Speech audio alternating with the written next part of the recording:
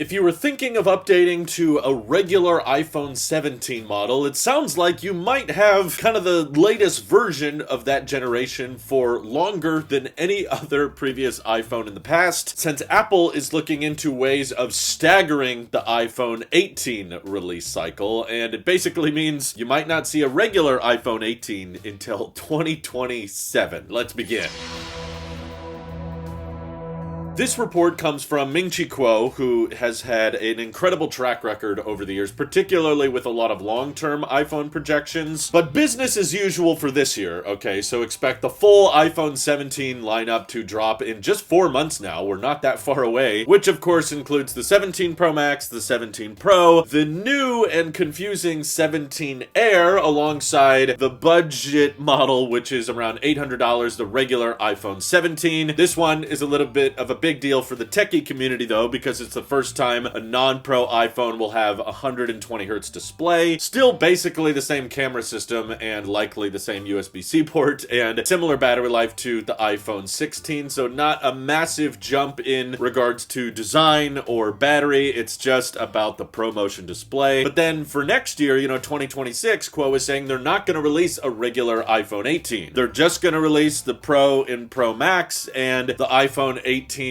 Air, interestingly enough. And there's still some talk of a foldable iPhone potentially being ready by the end of next year. Those have been delayed before though, so I'm not getting too much of my hopes up. But for whatever reason, Apple wants to push off the release of the iPhone 18e and regular 18 to be in the spring of 2027. Apparently, this is because Apple wants to kind of find a way to close that gap that they likely see, whenever there's a big new iPhone launch, they get a huge spike in sales, and then it's all downhill from that initial big holiday season rush, and sales just continuously get worse and worse and worse until the following September. There's a lot of Android-based smartphones out there that release more expensive phones in the fall and then cheaper phones in the spring, and as far as revenue is concerned for the company, that's a lot more steady, and I think Apple has tried their best to stabilize iPhone sales throughout the year by having more budget options come out in the spring, just like how we just got the 16e. Before that, we had iPhone SE releases in the spring, or if we didn't get budget iPhones, we often got new color options, and that gave them a little bit of a marketing excuse to push new iPhone sales, and I don't know how much it helped because they have kind of stopped doing that in recent years. So maybe it worked a little bit in the beginning, but over time it just wasn't as successful. My guess is because people really like product red iPhones. Apple's probably losing some profit margins on that though because of their partnership with Red. So once they start launching,